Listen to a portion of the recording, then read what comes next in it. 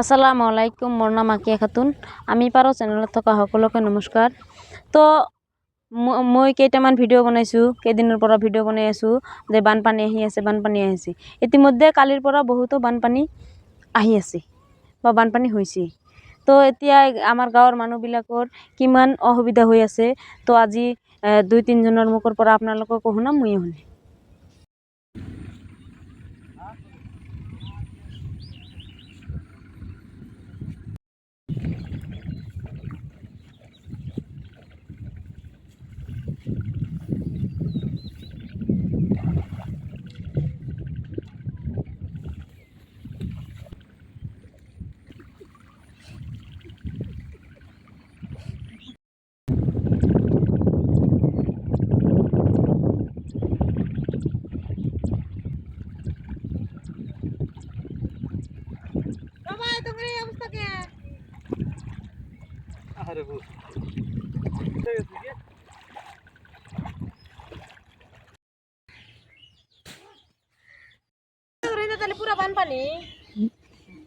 পানির জলে গড়তে বাইরে বেড়ান জানে এই অবস্থা হয়েছে, পুরো অসুবিধা।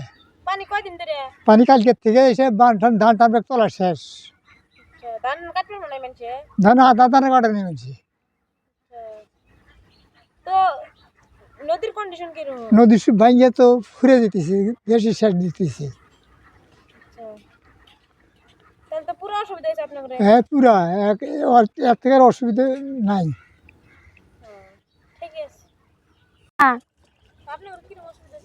পুরো অসুবিধা হয়েছে, বানের টাইমে না খায় থাকা লাগবো। পুরো অসুবিধা, আমরা ধান তো লাগাতেছে, পুরা নদী বাড়ি ঘর ভেঙে নিয়ে গেতেছে, ভেঙে নিয়ে গেতেছে। এখন এই বাড়ি ঘর নিয়ে মাসে বাচ্চা থাকা লাগবো, খাওয়ার কষ্ট, থাকার কষ্ট, পুরো অসুবিধা হয়েছে।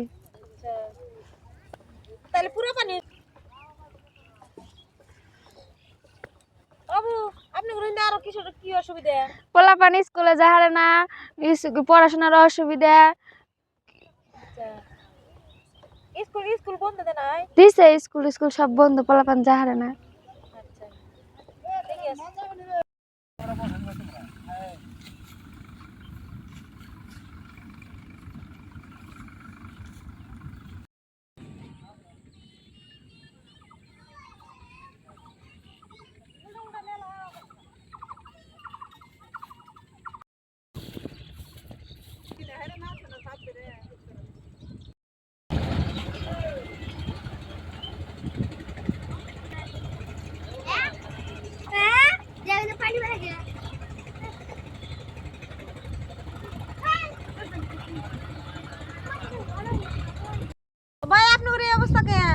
বানপানি তো লাগাছে, কারণ কি করবো এখন উপায় নাই যে এখানে না জানে যে ই করছি, এখন তো কিছু করা হাতাইছি না। বাড়ি শহরের মধ্যে, হ্যাঁ, আর বাইতে বাইতে পানি এই যে দোকার মধ্যে গো, এনে 1 সপ্তাহ ধরে তোলাইছে। হ্যাঁ, এইরকম অসুবিধা হয়েছে।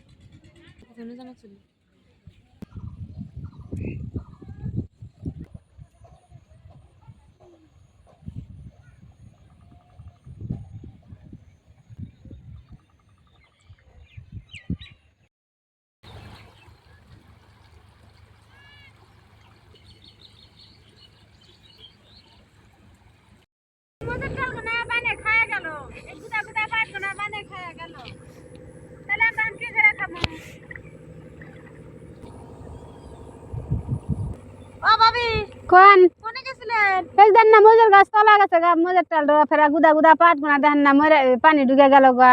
আমরা হচ্ছে গরিব মানুষ, আমরা কি করে খামা হুন? হ্যাঁ, আমরা কি করবো? ইনাঙ্গের কষ্ট না তো, ই তো হয়েছে, আমরা কষ্ট করে টিহা পয়সা জোগাই যে কামলা না পয়সা দিলে আমাদের ইয়ে নাই। তো কিছুবিলাক মানুহৰ মুখৰ পৰা শুনিলোঁ বহুতো বানপানী হৈ আছে। এই বানপানীৰ কাৰণত কি কি অসুবিধা হৈছে।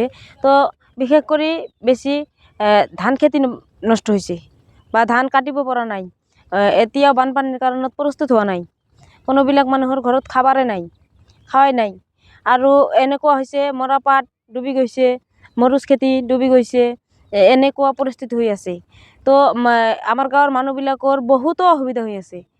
বানপানী আহি আছে, তাৰপিছত কি ইৰিশ্যন হৈ আছে নদীত।